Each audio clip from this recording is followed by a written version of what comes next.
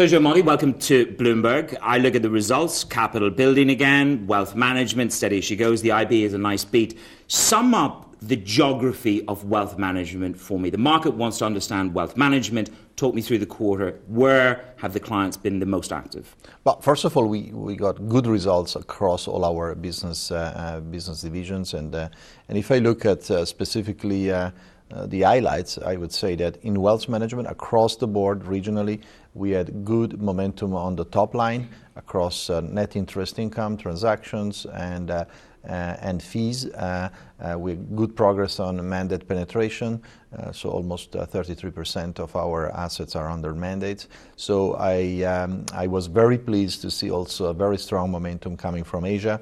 Our investments in the last couple of years, despite the very challenging environments, are paying off. So very good momentum, and also seeing good progress on the cost side allows us to create some operating leverage.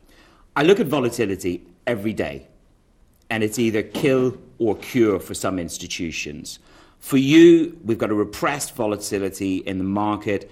You need it for the IB. You need volatility to move the IB, but volatility can hit the private client. How concerned are you about the repressed volatility levels that you see? Well, first of all, I think that the volatility is particularly a sensitive issue for us around the effects on major currencies. We are one of the leaders in the FX market, and very low volatility on the major currencies is clearly affecting institutional business for us.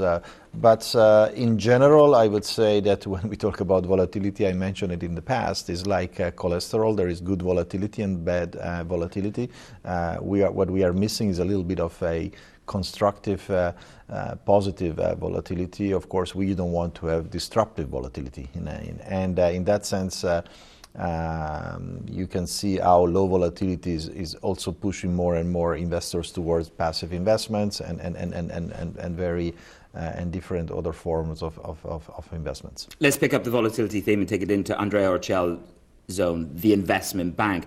Looking at the numbers, it's been a bruising week for a lot of CEOs at their investment banks. It looks like yours has had a tough time in FX, but bolstered by other divisions. Run me through the numbers and what stood out. Well, I think that I was particularly pleased that at the end of the day, even in our FX and FRC businesses, we are able to stay focused on serving clients and delivering good results and in respect of return on capital consumed. Equities did well. I mean, I think if you look at the overall performance in absolute and relative terms, we had very strong results coming from our derivative business. So the investments we made on our derivative platforms are paying off, but also a very focused discipline on risk management allowed us to achieve good results in equities. And then, last but not least, a very strong performance in our origination and capital market businesses, where we really had a very strong quarter. So I'm very pleased with the fact that you see quarter after quarter within the IB, you have a diversification effect allowing us to deliver sustainable results. You identify a couple of market issues. Central bank normalization is one of them. Mario Draghi delivered what some would say was a sort of a seamless message to the market yesterday. Your interpretation of this progress at the European Central Bank for Markets? We were never really convinced that at the end of the day the ECB could really move too fast and too aggressive on that front. I think that it's totally coherent to some extent what they are doing. I think they need to see more concrete sign of recovery and inflation coming back before they can really taper in a more aggressive way. And in that sense, not unexpected. Do you and Andrea bank on a healthy volatility 2018? Is that what kicks the IB up the curve? We are not banking, we are hoping for it, but we are prepared to manage any kind of market conditions and it's very important for us not to go into wishful thinking about the environment. It's still very challenging environment, although of course we see GDP growth forecast is set to be revised up again, but the geopolitical and situation and the macroeconomic situation is still very complex. We are also entering into a very challenging quarter in terms of seasonality. So I think that we stay focused on executing on our current strategy, and that's very important for us. My favorite subject, and one that you get bored talking to me about, but you brought it up in America, so I'll bring it back to you. We're almost there. Actually, we are there. Your capital buffers are 13.7%. That's up. That's nice. Do we get a buyback from UBS in 2018?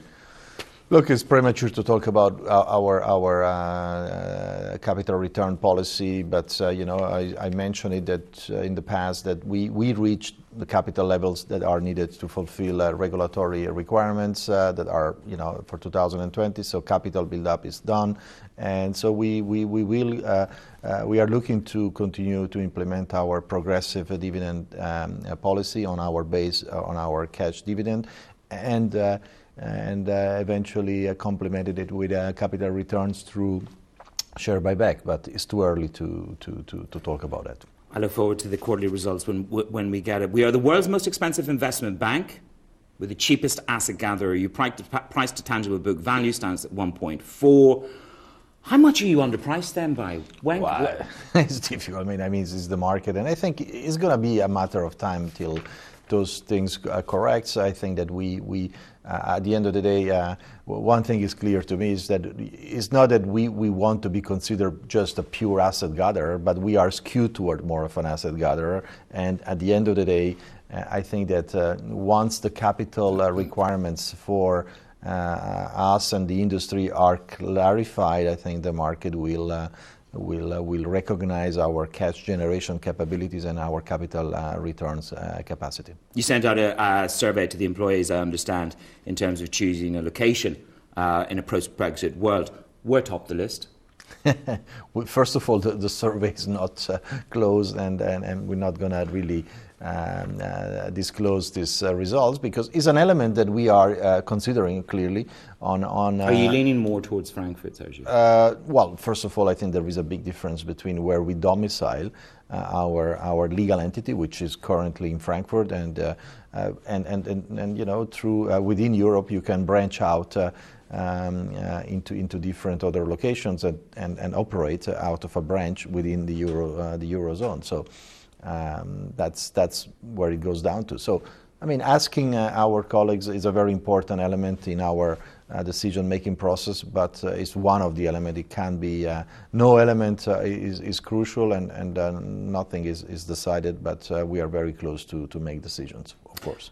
Finally, an area where I know you talked about before, it's the Bank of Italy, the appointment of Visco. We understand it's imminent for a second term. Would that be good for the Bank of Italy if Visco is reappointed?